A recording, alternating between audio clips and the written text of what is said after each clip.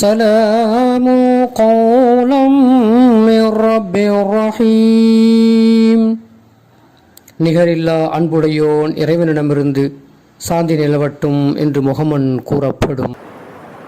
எல்லா புகழும் புகழ்ச்சியும் நம்மை எல்லாம் படைத்து பரிபாலித்து கொண்டிருக்கிற வல்லநாயன் அல்லாஹு ஹக் சுப்ஹானஹு வ தஆலா ஒருவனுக்கே சொந்தமானது. அந்த ஈடில்லா இறையோனின் அருளும் சாந்தியும் கருணையும் இந்த அகிலத்திலே அநீதிகளை அடையாளப்படுத்தி நீதிகளை நிலைநாட்டிய நீதி நபி ஸல்லல்லாஹு அலைஹி வஸல்லம் அன்னவர்களின் மீதும் அன்னவர்களின் எல்லா சொற்களையும் செயல்களையும் தங்களது வாழ்க்கையிலே முழுமையாக அப்படியே ஏற்று பின்பற்றி ஒழுகிய அன்னவர்களின் குடும்பத்தார்கள், தோழர்கள், குறிப்பாக இந்த உலகிலே உண்டான முஃமினான முஸ்லிமான எல்லா மக்கள் மீதும் என்றென்றும் நிலைத்து நின்றிடுக, செறிந்திடுக, பொழிந்திடுக. அன்பிற்கினியவர்களே, ஏறத்தாழ ஒரு 4 நாட்களாக அல்லது 3 நாட்களாக நமது தேசத்திலே ஒரு பரபரப்பான ஒரு சூழ்நிலை. உள்ளங்கள் எல்லாம் எதையோ எதிர்நோக்கி என்ன நடக்கும், எப்படி நடக்கும் என்ற ஒரு எதிர்பார்ப்புகளோடு இருக்கின்ற உள்ளங்கள் நாம் பார்க்கிறோம். நமக்கு நாமளே அதை உணர்ந்து கொண்டிருக்கிறோம் என்பது நாம் பார்க்கிற செய்தியாக இருக்கிறது. அன்பிற்கினியவர்களே, நம்மிலே பலர் ஒன்றை எதிர்பார்த்திருப்போம், அது நடக்காமல் இருந்திருக்கும். இன்னும் சிலர் இது இப்படி நடக்காமல் இருந்திருந்தால் நன்றாக இருந்திருக்குமே என்று நினைத்திருப்பார்கள். அது அதற்கு மாற்றமாக நடந்திருக்கும். அது நடந்து கொண்டிருக்கிறது எனது தேசத்திலே என்பது நாம் எல்லோருமே பார்க்கிற செய்தி. அன்பிற்கினியவர்களே, நாம் ஒன்றை விளங்கிக் கொள்ள வேண்டும். நாம் நினைத்தது நடந்துவிட்டால், நான் நினைக்கிறது நடந்துருச்சுன்னு சொன்னால் நமக்கு எந்த கவலையும் இல்லை அப்படின்னு நம்ம நினைக்கிறோம். நான் நினச்சேன், அது நடந்துருச்சு, இனிமேல் கவலை இல்லை, அப்படி அது மாதிரியான ஒரு மனோநிலைக்கு நாம் வருகிறோம். அன்பிற்கினியவர்களே, ஆனால் நாம் நினைத்தது நடந்துவிடும் என்று சொன்னால் அதுவே நமக்கு தீங்காக அமைந்து விடுவது கூட நம்ம தான் நினைச்சோம், நம்ம எதிர்பார்த்தோம், அது நடந்துச்சு, ஆனால் அதுவே பின்னால் நமக்கு தீங்காகவும் மாறும் ஒரு கட்டத்திலே என்பது நாம் யோசிக்க வேண்டிய ஒரு செய்தி. அன்பிற்கிடையே, நான் எதிர்பார்க்காத விஷயம் அது நடந்து விட்டது. நாம் நடந்தே கூடாதுன்னு நினைச்சாலும் நடந்துருச்சு. ஆக ரொம்ப கவலை நான் இருக்கிறேன், நடந்துருச்சு, நடக்காமல் இருந்திருக்கலாமே அப்படின்னு நான் கவலையில் இருக்கிறேன். அன்பிற்கிடையவர்களே, அது நமக்கு நன்மையை பயக்கும் ஒரு கட்டத்திலே என்று நாம் நம்முடைய மனதிலே பதிய வைத்துக் கொண்டோம் என்று சொன்னால், எதை பற்றிய கவலையும் எனக்கு இல்லை, எதை பற்றிய சந்தோஷமும் எனக்கு இல்லை. நான் என்னுடைய ஈமானை பலமாக நான் வைத்துக் கொள்ள வேண்டும், அவ்வளவுதான் என்ற அந்த நிலைக்கு நாம் வந்து விடுவோம். ஆக நடக்கிற காரியங்கள் எதுவாக இருந்தாலும், நம்ம நினைச்ச மாதிரி நடந்திருந்தாலும் சரி, நம்ம நினைக்காதது மாதிரி நடந்திருந்தாலும் சரி, எது நடந்தாலும் அன்பிற்கினியவர்களே, அதனால் ஏற்படக்கூடியது நலமா தீங்கா என்று அது நமக்கு தெரியாது. அதனுடைய நன்மையோ தீமையோ அது நமக்கு தெரியாது. எல்லாவற்றையும் அறிந்தவன் அல்லாஹுவாக இருக்கிறான் என்கிற ஒரு மனோநிலைக்கு நாம் வந்துவிட்டால் எந்த எதிர்பார்ப்பும் எனக்கு கவலையை கொடுக்காது. எந்த எதிர்பார்த்தது நடந்ததும் எனக்கு சந்தோஷத்தை கொடுக்காது. அல்லாஹ் குர்ஆன்ல சொல்றான் பாருங்க, 4வது அத்தியாயம் 19வது வசனத்துல அல்லாஹ் சொல்றான், ஃபஅஸா அன் தக்ரஹு ஷைஅன் வ யஜ்அலல்லாஹு ஃபீஹி கைரன் கஸீரா. அல்லாஹ் குர்ஆன்ல சொல்றான், நீங்கள் வெறுக்கும் ஒன்றிலே, நீங்க வெறுக்கிறீங்க, இது இப்படி நடக்கக்கூடாது, இப்படி இருக்கக்கூடாது, இது வேண்டாம் அப்படி நீங்க வெறுக்கிறீங்க பார்த்தீங்களா, அந்த ஒன்றிலே அல்லாஹ் பல நன்மைகளை வைத்திருப்பதற்கு சாத்தியம் இருக்கிறது. நீங்கள் வெறுக்கின்ற ஒன்றிலே அல்லாஹ் பல நன்மைகளை, அல்லாஹ் இங்க பயன்படுத்துற வார்த்தையை பாருங்க, கைரன் கசீரன். கசீரன் சொன்னா அதிகப்படியான அப்படிங்கிற பொருள் கொண்ட வார்த்தை அந்த வார்த்தை. கசீர் அப்படின்னு சொன்னா அரபியில நிறைய, நிரப்பமாக, அதிகப்படியாக அப்படிங்கிற பொருள் கொண்டிருக்கிற வார்த்தையை அல்லாஹ் பயன்படுத்துறான். நீங்கள் எதிர்பார்த்த ஒன்று, அது என்ன செய்ய, நீங்கள் வெறுத்த ஒன்று நடந்தேறும் என்று சொன்னால் அது உங்களுக்கு வெறுப்பாக இருக்கலாம், ஆனால் அதில் அல்லாஹ் நிறைய நன்மைகளை வைத்திருக்கிறான் என்று சொல்லி வல்ல ரஹ்மான் ஹக் சுப்ஹானஹு வ தஆலா 4வது அத்தியாயத்திலே 19வது வசனத்திலே அல்லாஹ் சொல்லித் தருகிற செய்தியாக நாம் பார்க்கிறோம். அன்பிற்கினியவர்களே, நம்முடைய உள்ளம் எப்படி இருக்கணுங்க? எது நடந்தாலும் அது அல்லாஹ் நடத்தி வைத்திருக்கிறான், அது நன்மைக்காக இருக்கலாம் என்ற ஒரு மனோநிலைக்கு நாம் வந்துவிட வேண்டும். அதிகப்படியான கவலையும் தேவையில்லை, அதிகப்படியான சந்தோஷமும் பட வேண்டிய அவசியம் இல்லை. உதாரணத்திற்கு, தற்பொழுது நாம் எதிர்பார்த்த அந்த எண்ணிக்கை எதிரணியினருக்கு வந்திருக்கும் என்று சொன்னால், அந்த பெரும்பான்மை, நான் எதை சொல்றேன்னு உங்களுக்கு விளங்கும், அந்த எதிரணியினருக்கு, அதாவது எதிராக இப்பொழுது கீழே இருக்கக்கூடியவர்கள் மேலே வந்திருப்பார்கள் என்று சொன்னால், அதனால் நன்மை நடக்குமா தீமை நடக்குமா என்பது நாம் வேண்டுமானால் நினைத்துக் கொள்ளலாம். நாம அவங்களுக்கு தானே வாக்கு செலுத்தணும், அதனால இப்படி நடந்திருந்தா நாடு நல்லா இருக்குமே, நம்முடைய சமுதாயம் நல்லா இருக்குமே, நம்முடைய வளர்ச்சி நன்றாக இருக்குமே, நம்முடைய வேலை வாய்ப்பு நன்றாக இருக்குமே என்றெல்லாம் நாம் பல கணக்குகளை போடுவோம். அன்பிற்கினியவர்களே, ஆனா அல்லாஹ் என்ன சொல்றான்னு சொன்னா, அப்படி அல்ல. நான் ஒரு முடிவு செய்கிறேன், நான் ஒரு முடிவை செய்து அந்த முடிவின் அடிப்படையிலே ஒன்றை நான் இங்கே நிறைவேற்றுகிறேன். அது உங்களுக்கு நலவாகவும் இருக்கலாம், தீங்காகவும் இருக்கலாம். நலவு எது, தீங்கு எது என்பதை நான் அறிந்தவனாக இருக்கிறேன் என்று அல்லாஹ் சொல்லுகின்றான். பாருங்க, இன்னொரு வசனத்துல 57வது வசனம், 57வது அத்தியாயம் 23வது வசனத்துல அல்லாஹ் ஒரு செய்தியை சொல்றான் பாருங்க. லி கைலா தஅஸௌ அலா மா ஃபாத்தகும், உங்களை விட்டும் தப்பி போனதை பற்றி நீங்கள் கவலை கொள்ளாதீர்கள். உங்களை விட்டு தப்பி போயிடுச்சு, நீங்க நினைச்சது நடக்காம போயிடுச்சு, அதை பற்றி நீங்கள் கவலைப்பட வேண்டாம். நமக்கு அல்லாஹ் சொல்றான், நம்முடைய ஈமான் எப்படி இருக்கணும் அப்படிங்கிறதுக்கு அல்லாஹ் சொல்றான் பாருங்க. உங்களுக்கு கிடைக்க வேண்டும் என்று நினைத்த ஒன்று அது தப்பி போகிவிட்டது, கிடைக்கவில்லை என்று சொன்னால் வலா தஅஸௌ அலா மா ஃபாத்தகும், உங்களை விட்டு தப்பி போன ஒன்றுக்காக வேண்டி நீங்கள் கை சேதப்படாதீர்கள், நீங்கள் கவலைப்படாதீர்கள். அதை விட்டுவிடுங்கள், அல்லாஹ்வின் புறத்திலே விட்டுவிடுங்கள். ஏதோ அல்லாஹ் நலவை நாடி இருக்கிறான் என்று அல்லாஹ்வின் புறத்திலே சாட்டிவிட்டு நீங்கள் உங்களது ஈமானிலே பலமாக இருந்து கொண்டே இருங்கள் என்று அல்லாஹ் சொல்றான். சொல்றான் வலா தஃப்ரஹு பிமா ஆதாக்கும், இல்ல எனக்கு கிடைச்சிருச்சு, நான் நினைச்சது கிடைச்சிருச்சு, அது பாருங்க நினைத்ததை விட இன்னும் பல மடங்கு பன்மடங்கு பலமாக எனக்கு கிடைத்து விட்டது, நிறைய கிடைத்து விட்டது என்ற சந்தோஷத்தையும் நீங்கள் எடுத்துக்கொள்ளாதீர்கள். அல்லாஹ் சொல்றா, உங்களுக்கு கொடுத்ததை பற்றி, உங்களுக்கு நீங்கள் நினைத்த மாதிரியான விஷயங்கள் கிடைத்து விட்டதே என்று அந்த கொடுத்ததை பற்றியும் நீங்கள் கர்வம் கொள்ளாதிருங்கள், சந்தோஷப்படாம இருங்க. தஃப்ரஹு வார்த்தைக்கு சந்தோஷம் என்ற பொருளும் இருக்கிறது.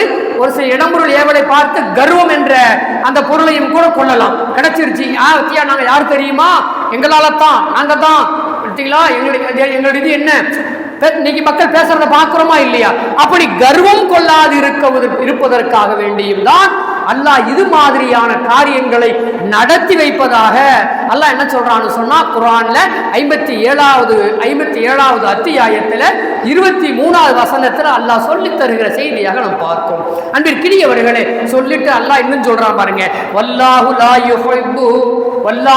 யுஹிப்பு குல்ல முக்தாலின் ஃபகூர், தன்னை பற்றி பெரிதாக நினைத்துக் கொள்ளுகின்ற, என்னாலதான் இது நடந்துச்சு பத்தியா, தமிழ்நாட்டில் பாத்தியா 40க்கு 40 என்ன அப்படி எழுத, அந்த தற்பெருமை, அப்படி கர்வம், நான் நினைச்சது நடத்தி காட்டிட்டேன். ஒரு உதாரணத்துக்கு சொல்றேன், அது தப்பா எடுத்துக்க வேண்டாம். அன்பிற்கினியவர்களே, அப்படி தற்பெருமையாக கர்வமாக நினைத்துக் கொள்ளுகின்ற, அப்படி பேசிக் கொள்ளுகின்ற யாரையும் அல்லாஹ் நேசிப்பதும் இல்லை. வெற்றி தோல்வி கொடுக்கிறதுங்கிறது அல்லாஹ்வுடைய கையில. இன்னைக்கு கீழே இருக்கிற ஒருத்தர் அல்லாஹ் மேல தூக்கி விடுறதுங்கிறது ரொம்ப லேசு, அல்லாஹ்வுக்கு ரொம்ப லேசு. நம்மலாம் நினைச்சுக்கிட்டு இருந்தோம், எக்ஸிட் போல் கூட என்னென்னமோ சொல்லிக்கிட்டு இருந்துச்சு பாருங்க, என்னென்னமோ எண்ணிக்கையை வரிசையை என்ன பண்ணாங்கன்னா சொல்லி மக்களை பூரா மக்களுடைய மனோநிலை எல்லாம் கவலைப்படுகிற மாதிரியான ஒரு நிலையில உருவாக்கி வச்சிருந்தாங்க. ஆனா அல்லாஹ் பாருங்க வேற மாதிரியான நிலைக்கு கொண்டு வந்து இன்னைக்கு யாரும் எதுவும் செய்ய முடியாத அளவிற்கான ஒரு நிலையை உருவாக்கி வைத்திருக்கான் அப்படிங்கிறத பார்க்கிறோம். அதான் அல்லாஹ் குர்ஆன் சொல்றான், வல்லாஹு லா யுஹிப்பு குல்ல முஹ்தாலின் ஃபஹூர், என்னால் தான் நடக்கும், என்னால் தான் நடந்தது என்று தன்னை பற்றி பெரிதாக பேசிக் கொள்ளுகின்ற, நினைத்துக் கொள்ளுகின்ற யாரையும், அப்படி பெருமை பாராட்டிக் கொள்ளுகின்ற, பெருமை பேசுகின்ற யாரையும் அல்லாஹ் நேசிப்பதில்லை என்று சொல்லி வல்ல ரஹ்மான் ஹக்கு சுப்ஹானஹு வ தஆலா ஒரு சாராருக்கு பாடத்தையும் புகற்றுவதை நாம் பார்க்கிறோம். ஆக கர்வம் கொள்வதும் கூடாது, கர்வம் கொள்வதும் கூடாது என்பது நமக்கு இந்த தேசத்தினுடைய இந்த முடிவு நமக்கு சொல்லிக் கொண்டிருப்பதை நாம் பார்க்கிறோம். அன்பிற்கினியவர்களே பாருங்க, அல்லாஹ் எவ்வளோ பெரிய சக்தி வாய்ந்தவன், நாம் எப்படி நம்முடைய ஈமான் இருக்கணும் அப்படிங்கிறதுக்கு கடந்த கால வரலாறு ஒன்று. பனு இஸ்ராயிலுடைய காலம், பனு இஸ்ராயல் இருக்காங்க பார்த்தீங்களா, ஃபிரௌன், அந்த நம்மளாம் அந்த வரலாறுலாம் நமக்கு தெரியும். அந்த பனு இஸ்ராயலர்கள் அவங்களில் ஒரு கிராமம், அவங்க வசித்து வந்த கிராமங்களில் ஒன்று தாவர்தான் அப்படின்னு சொல்லி ஒரு கிராமம். அந்த கிராமத்தில் ஒரு சந்தர்ப்பத்தில் கடுமையான நோய் பரவுகிறது, கடுமையான நோய். எப்படி சமீபத்தில் ஒரு 2-3 ஆண்டுகளாக 19 பல சில ஆண்டுகளாக ஒரு நோய் பரவி பல உயிர்களை பழி வாங்கியதில் நாம் எல்லாமே அறிவோம். அன்பிற்கினியவர்களே, அது போல ஒரு நோய் என்ன செஞ்சுன்னு சொன்னா அந்த கிராமத்தில் தாவர்தான் என்று சொல்லப்படக்கூடிய அந்த கிராமத்திலே பரவுகிறது. நிறைய பேர் மரணம், திடீர்னு பார்த்தா இங்க மரணம், இந்த தெருவில் மரணம், அந்த தெருவில் மரணம் தொடர்ந்து கொண்டே இருக்கிறது. நாம கூட பார்த்தோம் செய்திகள் தொடர்ந்த வண்ணம். ஒரு நாளைக்கு எத்தனை மரண அறிவிப்புகள் நம்ம பள்ளிவாசல்லே பண்ணியிருக்கோம். அன்பிற்கினியவர்களே, நம்ம சமீப அந்த கடந்த ஆண்டுகளிலே, அதுவும் அந்த நோய் தொற்று நடந்த அந்த காலங்களிலே நமது பள்ளியிலேயே 1, 2, 3 என்று சொல்லி பல மரண அறிவிப்புகளை நாம் இங்கே செய்தோம். அன்றைக்கு அதுபோல நிறைய பேர் மரணம் நடந்து கொண்டே இருக்கிறது. இப்ப பார்த்தாங்க ஊர்ல இருக்க என்ன பண்ணா, ஒரு 4000 பேர் அந்த கிராமத்துல ஊர்ல இருக்கக்கூடிய ஒரு 4000 பேர் என்ன பண்ணாங்கன்னு சொன்னா, ஊரை விட்டு வெளியே போயிடலாமே, போய் நம்மளை உயிரை பாதுகாத்துக் கொள்ளலாம் என்று என்ன செஞ்சாங்கன்னா, ஒரு ஊரை விட்டு ஒரு பள்ளத்தாக்குக்கு புறப்பட்டு வெளியே போறாங்க. ஊரை விட்டு தூரமா கொஞ்சம் ஒரு பள்ளத்தாக்கில போய் தங்கிக் கொள்ளலாம் சொல்லி அங்கே போனார்கள். அங்க போனா அல்லாஹ் சுப்ஹானஹு வ தஆலா 4000 பேத்துக்கும் அல்லாஹ் ஒரே சந்தர்ப்பத்தில் மரணத்தை கொடுத்துட்டான். இது அல்லாஹ் குர்ஆன்ல சொல்றான். 2வது அத்தியாயம் 243வது வசனத்துல இது சம்பந்தமான வசனத்தை அல்லாஹ் சொல்றான். இப்னு கசீர்ல இந்த தஃப்சீர் நான் சொல்லுகிற இந்த வரலாற்று நிகழ்வை பதிவு செய்து வைத்திருக்கிறாங்க அப்படிங்கிறத பார்க்கிறோம். போனாங்க 4000 பேரும் மூத்தெல்லாம் எல்லாம் மக்கி போச்சு. இப்போ எல்லாம் மக்கி போயிட்டாங்க, அங்கேயே அடக்கம் செய்யப்பட்டு எல்லாம் அங்கே எல்லா வேலையும் முடிஞ்சு போச்சு. இப்போ ஒரு நபி ஒருத்தங்க அந்த சமுதாயத்துக்கு வர்றாங்க. ஹிஸ்கீல் அப்படின்னு அலைஹிஸ்ஸலாம் அப்படிங்கிற ஒரு நபி, பனு இஸ்ரவேலர்கள்ல வந்த ஒரு நபி, ஹிஸ்கீல் அப்படின்னு சொல்லி ஒரு நபி. அந்த நபி அந்த சமுதாயத்துக்கு வர்றாங்க. அவங்க அந்த பள்ளத்தாக்குல போயிட்டு என்ன செய்யறாங்கன்னு சொன்னா, ரப்பே ஒரே சமயத்துல 4000 பேர் இந்த இடத்துல இறந்து போய் எல்லாரும் இந்த இடத்துல அடக்கம் செய்யப்பட்டு மக்கி போயிட்டாங்களே. அன்பிற்கினியவர்களே, இப்படி அவங்க உயிருக்கு பயந்துதானே இங்க வந்தாங்க, உயிருக்கு பயந்துதானே அந்த தொற்று நோயிலிருந்து தன்னை பாதுகாத்துக் கொள்வதற்கு இந்த பள்ளத்தாக்குக்கு வந்தாங்க. ஆனா எல்லாத்தையும் நீ மௌத்தாக்கி வச்சுட்டீங்க அல்லாஹ், இவர்களை உயிர் கொடுத்து எழுப்பினா நன்றாக இருக்குமே அப்படின்னு ஒரு ஆவலை அந்த நபி என்ன செய்றாங்கன்னா, ஹிஸ்கீல் அலைஹிஸ்ஸலாம் என்கிற அந்த பனு இஸ்ரவேலுடைய ஒரு நபி என்ன செய்றாங்கன்னு சொன்னா, தன்னுடைய ஆவலை ரப்பிடத்தில் வெளிப்படுத்துறாங்க. அப்போ அல்லாஹ் என்ன சொன்னான்னு சொன்னா, அப்படியே உங்களுக்கு அப்படி ஒரு ஆசையா அங்க போங்க, அந்த பள்ளத்தாக்குல போய் நில்லுங்க. என்ன செய்யணும் சொன்னா, அங்க போய் எலும்புகளே நீங்கள் எல்லோரும் ஒன்று கூடுங்கள் சொல்லி பாருங்களேன். அல்லாஹ்வுடைய உத்தரவை கொண்டு எலும்புகள் எல்லாம் ஒன்று கூடுங்களே என்று நீங்கள் அந்த பள்ளத்தாக்கில் நின்று கொண்டு சொல்லுங்கள். போனாங்க, பள்ளத்தாக்குக்கு போனாங்க. ரப்புடைய உத்தரவை கொண்டு நான் பேசுகிறேன், ரப்புடைய உத்தரவை கொண்டு நான் பேசுகிறேன். எலும்புகளே, 4000 பேருடைய எலும்புகளை பார்த்து சொல்றாங்க, எலும்புகளே நீங்கள் எல்லாம் ஒன்று கூடுங்களே. எலும்பு கூடுகள் எல்லாம் அப்படியே ஒன்றாக கூடியது. ஒரு எலும்பு கூடு எப்படி இருக்குன்னு கற்பனை பண்ணி பாருங்க, நமக்கெல்லாம் தெரியும். அன்பிற்கினியவர்களே, எலும்பு கூடுகள் எல்லாம் ஒன்றாக கூடியது. இப்ப இந்த நபி கேட்கிறாங்க, நபி வெறும் எலும்பு கூடு மட்டும்தான், வெறும் எலும்பு கூடு மட்டும்தான் ஒன்னா கூடி இருக்கு, இவங்களுக்கு சதை இல்லை, தோல் இல்லை, சரி சொல்லுங்க, திருப்பியும் சொல்லுங்க.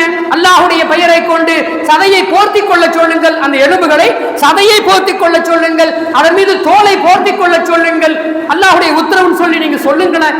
சொன்னாங்க. அதை போன்ற அந்த எலும்பு கூடு சதைகளை போர்த்தி கொண்டது, தோலை மேலே போர்த்தி கொண்டது. 4000 நபர்கள் இப்ப சதையும் தோலுமாக அங்கே இருக்கிறார்கள். ரப்புட்ட கேட்டாங்க, எல்லாம் வந்துருச்சு, இன்னும் உயிர் வரலையே.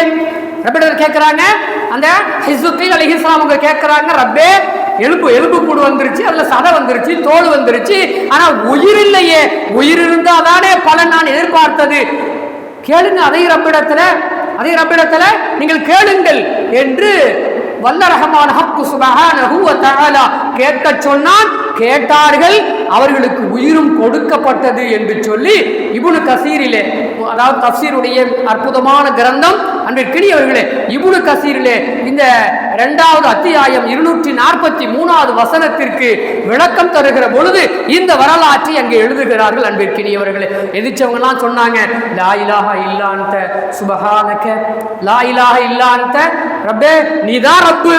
உன்னை போய் மறந்துட்டு போய் ஊரை விட்டு வெளியே போயிட்டா எங்களுக்கெல்லாம் உயிரை நிரந்தரம் நினைச்சு நாங்க போனோம். நீ அந்த ஊர்ல இருந்தா எங்களுக்கு மௌத்தாயிடும் நாங்க நினைச்சோம். மௌத்துகள் ஏற்பட்டுக்கிட்டு இருந்துச்சு, அதனால நாங்க ஓடி வந்தோம். உன்னை தவிர வணக்கத்திற்குரிய சக்தி வாய்ந்தவன் வேறு யாரும் இல்ல. சுபஹானக, நீ பரிசுத்தமானவன். ஹம்திக்க, எல்லா புகழும் உனக்கு தான்டா அல்லாஹ். அந்த 4000 பேர் இருந்துச்சு ஒரே நேரத்தில் சொன்னாங்க. அன்பிற்கினியவர்களே, அல்லாஹும்ம ரப்பனா, நீதான் எங்களுடைய ரப்பாக இருக்கிறாய் என்று சொன்னார்கள் என்று சொல்லி இந்த வரலாற்றை பதிவு செய்திருக்கிறார். அன்பிற்கினியவர்களே, இந்த வரலாறு நமக்கு சொல்லுகிற செய்தி என்னன்னு சொன்னா, ஒரு நோய் பரவுகிறது, ஒரு தொற்று பரவுகிறது, இது நமக்கு கேடு விளைவிக்கும் என்று நாம் நினைச்சுட்டு வெளியே போனோம். 4000 பேர் வெளியே போனோம். ஆனா என்னாச்சு? அல்லாஹ் அதுக்கு மாற்றமா உங்களுக்கு இங்க மரணம்னு நீங்க நினைச்சு பயந்து ஓடுனீங்கல்ல, உங்க மரணம் எல்லாம் அந்த பள்ளத்தாக்கிலே என்று சொல்லி அங்கே நிறைவேற்றி விட்டான். இதுதான் அல்லாஹ்வுடைய நாட்டமாக இருக்கிறது, அல்லாஹ்வுடைய செயல்பாடாக இருக்கிறது என்பதை நாம் பார்க்கிறோம். அப்படி அல்லாஹ் நாடிட்டா எதுவும் நடக்கும், அல்லாஹ் நாடிட்டா எதுவும் நடக்கும் என்பதற்கு நாம் இந்த ஒரு உதாரணத்தை நாம் இந்த இடத்துல, இந்த வரலாற்று நிகழ்வை நாம் இந்த இடத்துல முன்வைக்கிறோம். அன்பிற்கினியவர்களே, இது போன்ற வரலாற்று நிகழ்வை நாம் நிறைய சொல்ல முடியும். அன்பிற்கினியவர்களே, பாருங்க, ஹூத் அலைஹிஸ்ஸலாம் நமக்கு தெரியும் இவங்களை பற்றி. ஹூத் அலைஹிஸ்ஸலாம் அவங்களுடைய அந்த வரலாறெல்லாம், சமூதுடைய கூட்டத்தார் ஹூத் அலைஹிஸ்ஸலாம் இவங்க அந்த கூட்டம்லாம் என்ன நடந்தது, அந்த வரலாறுலாம் ஓரளவு நம்ம தெரிஞ்சு வச்சிருக்கோம். அன்பிற்கினியவர்களே, அங்கே நடந்த அந்த ஹூத் அலைஹிஸ்ஸலாம் அவருடைய சமூகத்தில் நடந்த ஒரு நிகழ்வு அல்லாஹ் குர்ஆன்ல சொல்றான். 46வது அத்தியாயம் 24வது வசனத்துல அல்லாஹ் சொல்றான் பாருங்க, ஃபலம்மா ரஅவு ஆவிலம் முஸ்தக்பில அவுதியதிஹிம் காலு ஹாதா ஆரிலும் மும்திருனா. என்னன்னு சொன்னா, அந்த ஹூத் அலைஹிஸ்ஸலாம் சமூகத்தில் வந்து அல்லாஹ் பற்றி பேசுறாங்க, ஏகத்துவத்தை பற்றி பேசுறாங்க. யாரும் ஏத்துக்கிறது மட்டும் இல்லாம அல்லாஹ் அவங்கெல்லாம் என்ன பெரிய அல்லாவா, தண்டனை கொடுத்துருவானா, அப்படி கொடுத்துருவானா, இப்படி கொடுத்துருவானா, என்ன செய்றாங்கன்னா எதிராக, நபிக்கு எதிராக என்ன செய்றாங்கன்னா பல பேச்சுகளை பேசுறாங்க. அப்படி என்ன செய்றாங்கன்னு சொன்னா, பேசுகிற பொழுது நான் இந்த ஹூத் அலைஹிஸ்ஸலாம் அவங்க அல்லாஹ் ரப்பே, என்ன மக்கள்லாம் இப்படி பேசிக்கிட்டு இருக்கிறாங்க, உங்களுக்கு நான் என்ன செய்யறதுன்னு தெரியல அப்படின்னு சொல்லி அல்லாஹ்ட்ட துஆ செஞ்சாங்க. இப்போ அல்லாஹ் அந்த நிகழ்வை சொல்லி காட்டுறான். ஃபலம்மா ரஅஹு ஆரிலம் முஸ்தக்பில அவுதியதிஹிம், ஒரு மேகம், திடீரென ஒரு மேக கூட்டம் அப்படியே கருங்கருன்னு ஒரு மேகம் வருது. அப்படியே இவங்க பார்க்குறாங்க, இந்த மக்கள்லாம் பார்க்குறாங்க, இவ்வளவு நாளாக மழை இல்லாமல் நம்மளாம் தண்ணிக்கு கஷ்டப்பட்டுக்கிட்டு இருக்கோம், ஆடு மாடுகள்லாம் பசியும் பட்டினியுமா கிடக்கு, நம்மள பேர் தண்ணி இல்லாமல் மரணம் அடைந்து கொண்டிருக்கிறோம், ஒரு மேகக்கூட்டம் வருகிறது, மழை பொழிய போகிறது அப்படின்னு நினைச்சு என்ன செஞ்சாங்கன்னா, அப்படியே அந்த அந்த மேகக்கூட்டத்தை பார்த்து சொன்னாங்க. அதெல்லாம் அப்படியே சொல்றான். ஆரிலும் முஸ்தக்பில அவுதியதிஹிம், அந்த பள்ளத்தாக்கில இருந்து கொண்டு அந்த நோக்கி வருகிற அந்த மேகங்களை பார்த்து சொன்னாங்க, ஹாதா ஆரிலும் மும்திருனா, இது எங்களுக்கு மழை பொழிவிக்க போகிறது, இப்பொழுது எங்களது தண்ணீர் தாகத்தை போக்க போகிறது, எங்களுக்கான பஞ்சத்தை இது போக்க போகிறது என்று அவர்கள் சொன்னார்கள். அல்லாஹ் குர்ஆன்ல அப்படி சொல்றான். இப்ப அல்லாஹ் சொல்றான், பல் ஹுவ மஸ்தஜஅல்தும் பிஹி, அவங்க நினைச்சாங்க என்ன நடக்க போகுது, நல்ல மழை பொழிய போகுதுன்னு சொல்லி. ஆனா அப்போது அவர்களிடத்திலே சொல்லப்பட்டுச்சு, அந்த ஹூத் அலைஹிஸ்ஸலாமுடைய சமூகத்திடத்திலே சொல்லப்பட்டுச்சு, மாறாக நீங்கள் எதற்காக அவசரப்பட்டீர்களோ, என்ன அவசரப்பட்டீங்க, என்ன ரொம்ப பெரியவனா, கொண்டு வந்துருவானா, வேதனை வந்துருமா, கொண்டு வாங்கல பார்க்கலாம் அப்படின்லாம் சொன்னீங்கல்ல. இப்ப நீங்க பாருங்க, அதுதான் இது. எதை நீங்கள் எதிர்பார்த்து அவசரப்பட்டு பேசிக்கொண்டிருந்தீர்களோ அதுதான் இது, இந்த மேகம். அப்ப இவங்களுக்கு நம்பிக்கை இல்லை. மழை மேகம் இது, மழை பொழிய போகுது, அல்லாஹ் என்ன அப்படி சொன்னதா சொல்லி இந்த நபி சொல்லிக்கிட்டு இருக்கிறாங்களே அப்படின்னு சொல்லி பேசுறாங்கன்னா அவங்களுக்கு இன்னும் சந்தேகம் தீரல. உடனே அல்லாஹ் குர்ஆன்ல சொல்றான், ரீஹும் ஃபீஹா அஸாபுன் அலீம். அது மழை மேகம் அல்ல, அதனால் இப்பொழுது ஒரு காற்று வீச போகிறது, ஒரு புயல் காற்று ஒன்று வீச போகிறது. அந்த புயல் காற்று உங்களுக்கு கடுமையான நோவினை தரக்கூடிய தண்டனையாக அது மாறும் என்று அல்லாஹ் சொல்லி அந்த காற்றை வீச செய்தான் என்று அல்லாஹ் குர்ஆனிலே 46வது அத்தியாயத்திலே 24வது வசனத்திலே அல்லாஹ் சொல்றான். அன்பிற்கினியவர்களே, நாம நினைக்கிறோம் இது இப்படி இருந்தா நன்மை, நாம நினைக்கிறோம். அவங்க நினைச்ச மாதிரி மழை மேகம் மழை பொழிவிக்க போகுது, பஞ்சம் அகல போகுது, தண்ணீர் பஞ்சம் அகல போகுது, உயிர்கள் இனி பாதுகாக்கப்பட போகுது அப்படின்னு நாம நினைக்கிறோம். ஆனா அந்த மேகமே நமக்கு தண்டனையாக மாறும் என்பதும் அன்பிற்கினியவர்களே அல்லாஹ் விதித்திருக்கிற ஒன்று என்பதை நாம் புரிந்து கொள்ள வேண்டும். அப்படித்தான் இந்த நிகழ்வுகளை எல்லாம் நாம் பார்க்க வேண்டும். நம்முடைய ஈமானை பலமாக வைத்துக் கொள்ள வேண்டும். அன்பிற்கினியவர்களே, நாம் சொல்ல வருகிற செய்தி, நம்முடைய ஈமான் எது நடந்தாலும் நடக்கட்டும். அன்பிற்கினியவர்களே, என்னை படைத்தவன் இருக்கிறான், அவன் விதித்ததை தவிர வேறு எதுவும் எனக்கு வந்துவிடப் போவதில்லை, நடக்கப் போவதில்லை என்ற அந்த நம்பிக்கையோடு இருக்க வேண்டும் என்பதுதான் அன்பிற்கினியவர்களே இது போன்ற இந்த நிகழ்வுகள் நமக்கு சொல்லித் தருவதாக பார்க்கிறோம். அன்பிற்கினியவர்களே, பாருங்க, இன்னொரு வரலாற்று நிகழ்வையும் நமக்கெல்லாம் பரிச்சயமான ஒரு வரலாற்று நிகழ்வு. இப்போ நம்ம சொன்னதெல்லாம் கடந்த கால வரலாறு, கடந்த கால பல ஆயிரம் ஆண்டுகளுக்கு முன்னால் நடந்த வரலாறு. அல்லாஹ் குர்ஆன்ல சொன்னதை சொன்னோம். நமக்கு பரிச்சயமான ஒரு வரலாறு பத்ர் யுத்தம் நமக்கு எல்லாத்துக்குமே தெரியும். எப்படி நடந்துச்சு, அதில் யார் வெற்றி பெற்றா, என்னென்ன நிகழ்வுகள் அது நடந்தது, அந்த வரலாற்று நிகழ்வுலாம் நமக்கு தெரியும். அன்பிற்கினியவர்களே, அதை அல்லாஹ் குர்ஆன்ல சொல்றான். 8வது அத்தியாயத்திலே 7வது வசனத்திலே சொல்றான் பாருங்க, எண்ணங்களுக்கு மாற்றமாக நடந்து நீங்கள் வெற்றியை பெற்றீர்கள், நீங்க நினைச்சது ஒண்ணு ஆனா நடந்தது ஒண்ணுன்னு சொல்லி அல்லாஹ் என்ன செய்யறான், அல்லாஹ் குர்ஆன்ல அந்த இடத்துல சொல்லி தருவதை பார்க்கும். நான் அந்த வசனத்தினுடைய பொருளை மட்டும் சொல்றேன், நேரத்தின் அருமை கருதி வசனத்தின் பொருளை மட்டும் சொல்லுகிறேன் பாருங்க. எதிரிகள் சஹாபாக்கெல்லாம் நினைக்கிறாங்க, இரு குழுக்கள் இப்பொழுது, ஒன்று வணிக குழு, ஒன்று வணிக குழு. அந்த வணிக குழுவை நாம மறைச்சிட்டோம் பிடிச்சிட்டோம்னு சொன்னா அந்த பொருட்கள் நமக்கு மிகப்பெரிய பொருளாதாரத்தை கொடுக்கும், நாம் மேம்படலாம் என்று நீங்கள் கணக்கு போட்டீர்கள். ஒரு குழுவை கணக்கு போட்டீர்கள். இன்னொரு குழு இருக்கிறது, அது 1000 பேர் கொண்ட படை வீரர்கள், அந்த குழுவையும் நீங்கள் கணக்கு போட்டீர்கள். இவர்களோடு மோதினால் நமக்கு நஷ்டம் ஏற்படும் என்று நீங்கள் கணக்கு போட்டீர்கள். ஒன்று வணிக குழு, அந்த குழு உங்களுக்கு லாபம் கொடுக்கும் என்று நினைத்தீர்கள். அவர்களை வழிமறித்தால் உங்களுக்கு லாபம் கிடைக்கும் என்று நினைத்தீர்கள். இந்த 1000 பேரிடத்திலிருந்து போர் செய்யாமல் ஒதுங்கிக் கொண்டோம் என்று சொன்னால் நமக்கு நஷ்டம் இல்லாமல் போய்விடும், போர் செய்தால் நஷ்டம் ஏற்படும் என்று சொல்லி நீங்கள் நினைத்தீர்கள். அது அல்லாஹ் அப்படியே சொல்றான். அங்க இருக்கக்கூடிய முனாஃபிக்குகள், அந்த நயவஞ்ச சந்தர்ப்பவாதிகள் உங்களுக்கு இது மாதிரியான எண்ணங்களை கொடுத்து கொண்டிருந்தார்கள். ஆனால் ஆயுத பலம் இல்லாத வணிக குழு உங்களுக்கு கிடைக்க வேண்டும் என்று நீங்கள் நினைத்தீர்கள். ஆனால் அதை அல்லாஹ் உங்களுக்கு கொடுக்காமல் ஆயுதத்தோடு வந்த 1000 பேரை நீங்கள் எதிர்கொள்ள வைத்து 313 பேராக இருந்து எதிர்கொள்ள வைத்து அல்லாஹ் உங்களுக்கு வெற்றியை கொடுத்தான். அந்த வெற்றிக்கு பின்னால் தான் நீங்கள் நினைத்த அந்த ஏகத்துவம், அந்த இஸ்லாம் நிலைத்திருந்தது என்று அல்லாஹ் என்ன செய்யறான்னு சொன்னா, அன்னைக்கு நீங்க வணிக குழுவை மறைச்சிருந்தா வெறும் பொருளாதாரம் மட்டும்தான், பின்னால் கூட நீங்க பாதிக்கப்படலாம், அந்த பொருளாதாரமே உங்களுடைய ஈமானை பாதித்திருக்கலாம். ஆனால் அதை அல்லாஹ் உங்களுக்கு கொடுக்காம நீங்க நினைச்சீங்க அதுதான் நலவுன்னு சொல்லி போர் செஞ்சா நஷ்டம் நினைச்சீங்க.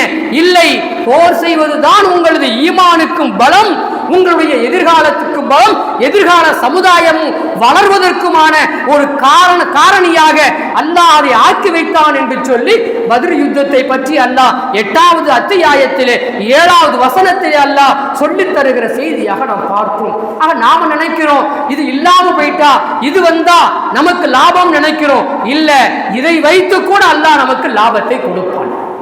இதை வைத்து கூட எதை நாம் வேண்டாம் என்று நினைக்கின்றோமோ அதை வைத்து கூட நமக்கு லாபத்தை கொடுப்பான். வேண்டும் என்றது மிகைத்திருந்தால் சில நேரங்களிலே அது மிகைத்திருந்தாலும் அது நம்ம சில நேரங்களிலே தீங்காக கூட மாறலாம் என்பதை இது போன்ற வரலாற்று நிகழ்வுகள் நமக்கு சொல்லித் தருவதாக நாம் பார்க்கிறோம். அன்பிற்கினியவர்களே, ஆக நாம் இங்கே எடுத்துக்கொள்ள வேண்டியது என்னங்க? நம்முடைய ஈமான் எல்லா நிலைகளிலேயும் அல்லாஹ்வை சார்ந்து பலமாக இருக்க வேண்டும் என்பதுதான். உலகத்தில் எது வேண்டுமானாலும் நடக்கட்டும், எப்படி வேண்டுமானாலும் நடக்கட்டும், அந்த நடந்தது அது நமக்கு சாதகமா பாதகமா என்பது அல்லாஹ் முடிவு செய்கின்ற ஒன்று என்ற அடிப்படையிலே நம்முடைய ஈமானை பலமாக வைத்துக் கொள்ள வேண்டும் என்பதுதான் அன்பிற்கினியவர்களே மேற்சொன்ன வரலாற்று நிகழ்வுகள் எல்லாம் நமக்கு பாடமாக அமைகிறது.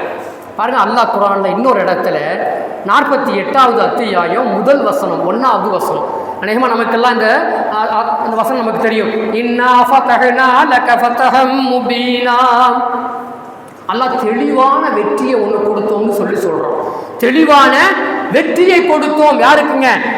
முஸ்லீம்களுக்கு, நபி ஸல்லல்லாஹு அலைஹி வஸல்லம் அண்ணவங்களுக்கு தெளிவான வெற்றியை நாம் உமக்கு கொடுத்தோம் அப்படின்னு சொல்லி அந்த வசனத்தில் சொல்றான். இந்த வசனத்துக்கு விரிவுரை எழுதுகிற பொழுது அன்பிற்கினியவர்களே, குறிப்பா இப்னு கசீர்ல இது சம்பந்தமான விளக்கம் எழுதுகிற பொழுது ஹுதைபிய்யா உடன்படிக்கையை தான் அல்லாஹ் இந்த இடத்திலே குறிப்பிட்டு இருக்கிறார். அந்த ஹுதைபிய்யா உடன்படிக்கையின் மூலம்தான் அல்லாஹ் உங்களுக்கு நிறைவான தெளிவான வெற்றியை கொடுத்ததாக அல்லாஹ் குறிப்பிடுகிறான் சொல்லிட்டு சொல்லி தருவதை நாம் பார்ப்போம். அன்பிற்கினியவர்களே, ஹுதைபிய்யா உடன்படிக்கை என்பது அது வரலாறு என்ன நமக்கு தெரியும். அன்பிற்கினியவர்களே, 1400 சஹாபாக்கள் இஹ்ராமை கட்டிக்கொண்டு மதீனாவில் இருந்து மக்காவை நோக்கி உம்ராவிற்காக வேண்டி வந்தார்கள், தடுக்கப்பட்டார்கள். பின்னால் ஒரு உடன்படிக்கை எழுதப்பட்டது. ஹுதைபிய்யா மக்காவுக்கு அருகாமையில் இருக்கக்கூடிய அங்க ஒரு சிறிய பள்ளத்தாக்கு, அந்த பள்ளத்தாக்கு, அந்த ஹுதைபிய்யா என்ற அந்த பள்ளத்தாக்கிலே வைத்து ஒரு உடன்படிக்கை எழுதப்பட்டது என்பதும், அந்த உடன்படிக்கையில் இருக்கக்கூடிய பல அம்சங்கள் முஃமின்களுக்கு முஸ்லிம்களுக்கு எதிராக எழுதப்பட்டிருந்தது என்பதும் அநேகமாக நாம் எல்லோருமே அந்த ஹுதைபிய்யா உடன்படிக்கையுடைய அம்சங்களை பற்றி நாம் தெரிந்து வைத்திருப்போம்.